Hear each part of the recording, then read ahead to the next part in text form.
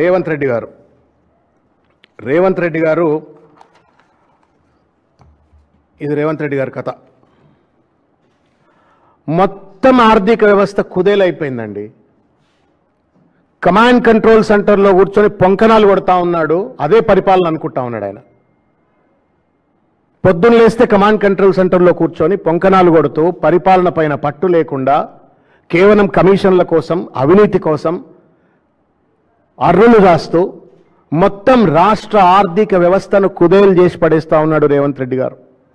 10 సంవత్సరాల పరిపాలనలో కేసీఆర్ గారు ఎక్కడో అధోగతిలో ఉన్నటువంటి ఒక తెలంగాణ రాష్ట్రం 2014లో తలసరి ఆదాయంలో కానీ, జిఎస్డిపిలో కానీ, ప్యాడీ ప్రొడక్షన్లో కానీ, ఎలక్ట్రిసిటీ ప్రొడక్షన్లో కానీ, ఇంకా అనేక ఇండికేటర్స్లో ఒక అద్భుతమైనటువంటి ఒక రాష్ట్రంగా భారతదేశం గర్వపడేటువంటి ఒక రీతిలో తెలంగాణ రాష్ట్రాన్ని అభివృద్ధి చేసి రేవంత్ రెడ్డి చేతిలో పెడితే, పిచ్చోన్ చేతిలో రాయి లెక్క ఇవాళ ఈ పరిపాలన కొనసాగిస్తూ మొత్తం ఆర్థికంగా రాష్ట్ర స్థితిగతులను కుదేలు చేసినటువంటి ఒక పరిస్థితి.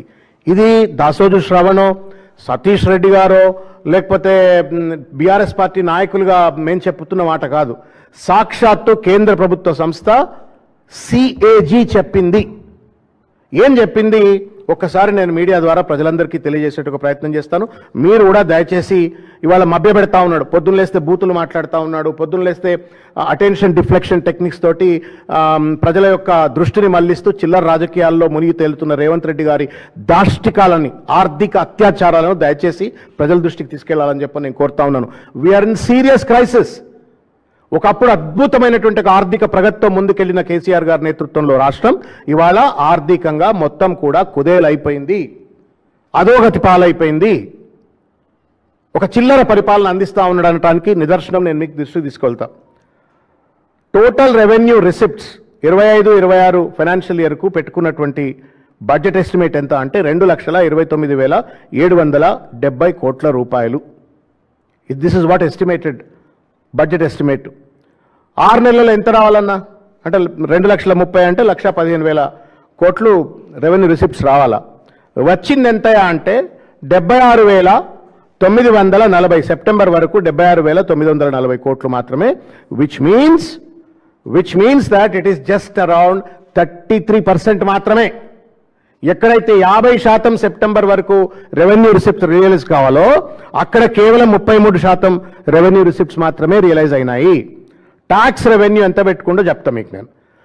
1,75,319 కోట్ల రూపాయల ట్యాక్స్ రెవెన్యూ బడ్జెట్ ఎస్టిమేట్లు 25-26కు బడ్జెట్లో బట్టి విక్రమార్క పెట్టుకుంటే, వీళ్ళంతా సాగదీసి మొత్తం అంత ఘనమైన పరిపాలన అందిస్తే వీళ్ళకు వచ్చింది కేవలం 71,836 కోట్లు మాత్రమే.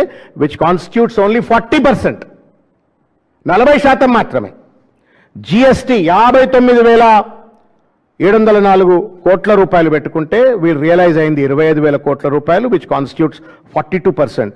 ఇకపోతే stamps and registrations, real estate booming sector KCR గారి పరిపాలనలో దాని చుట్టూ ఉన్న దాని మీద ఆధారపడ్డటువంటి ఒక బిల్డర్లు కావచ్చు, లేకపోతే కన్స్ట్రక్షన్ సిబ్బంది కావచ్చు, లేకపోతే మెటీరియల్ సప్లై చేసే వాళ్ళు కావచ్చు, మొత్తం ఆర్థిక ప్రగతికి మూలమైనటువంటి ఒక రియల్ ఎస్టేట్ సెక్టర్ సర్వనాశనం అయిపోయింది రేవంత్ రెడ్డి గారి నేతృత్వంలో అనడానికి నిదర్శనం ఏంటంటే 19,087 కోట్ల రూపాయలు వీళ్ళు బడ్జెట్ ఎస్టిమేట్స్లో టార్గెట్ పెట్టుకుంటే what was realised is only 7,416 crores, అంటే 38% మాత్రమే.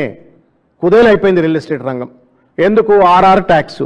ఎవడన్నా బిల్డింగ్ కడతా అని పర్మిషన్ అడిగితే కమిషన్లు దొబ్బాలా, లేకపోతే లేఅవుట్లు వేస్తా అని చెప్పని ఎవడన్నా పర్మిషన్ అడిగితే కమిషన్లు దొబ్బాలా. ఆర్ఆర్ ట్యాక్స్ అని చెప్పని కేంద్ర ప్రధానమంత్రి సైతం వచ్చి చెప్పినప్పటికీ కూడా బుద్ధి రాలేదు. ఇప్పటికి కూడా అదే పద్ధతి కొనసాగించడం వల్ల సెప్టెంబర్ వరకు కేవలం 38% మాత్రమే స్టాంప్స్ అండ్ రిజిస్ట్రేషన్లో రియలైజ్ అయినట్టుగా. సేల్స్ ట్యాక్స్ అదే పరిస్థితి, కేవలం 44% మాత్రమే. స్టేట్ ఎక్సైజ్ 27,623 కోట్ల రూపాయలు స్టేట్ ఎక్సైజ్ పెట్టుకున్నారు. 27,000 రూపాయల స్టేట్ ఎక్సైజ్ పెట్టుకుంటే యాక్చువల్ అప్ టు సెప్టెంబర్ వరకు రియలైజ్ అయింది 9,620 కోట్లు, అది కూడా 34%. మొత్తం మీద వెరచి మీకు గమ్మత్ చెప్తాయిన అప్పులు అని చెప్పని చిల్లర మాటలు మాట్లాడిన Revanth Reddy borrowings and other liabilities 45,000 కోట్ల వరకు మేము బారో చేస్తామని చెప్పిండ్రు. ఇప్పటికే 83% బారో చేసి 6 months లోపే 83%.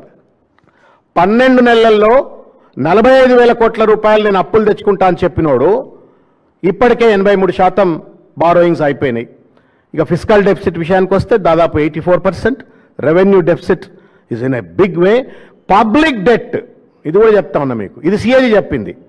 ఈ 2 ఏళ్లలోనే, ఇంకా 2 ఏళ్ళు కూడా పూర్తి కాలే, 2 ఏళ్లలోనే 3,3,48 lakh crores 3,48,000 కోట్ల రూపాయల అప్పు.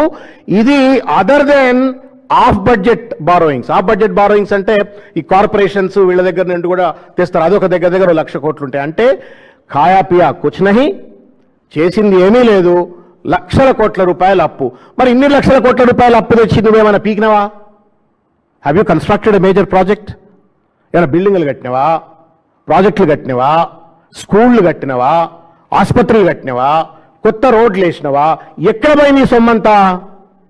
3,48,000 కోట్ల రూపాయల public debt excluding of budget borrowings.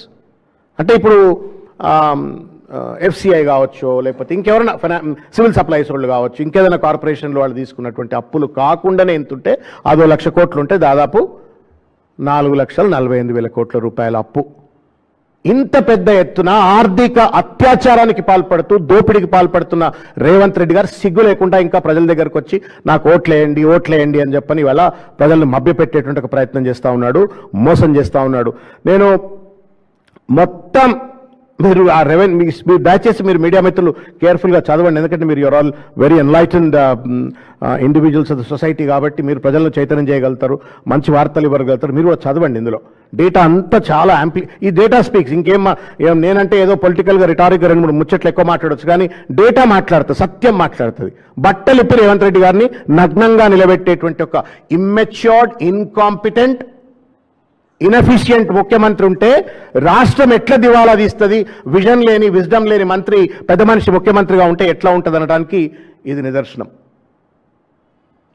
Hydraa పేరు మీద విధ్వంసానికి పాల్పడి ఆర్థిక ప్రగతికి నిరోధకాలు కల్పించినాడు.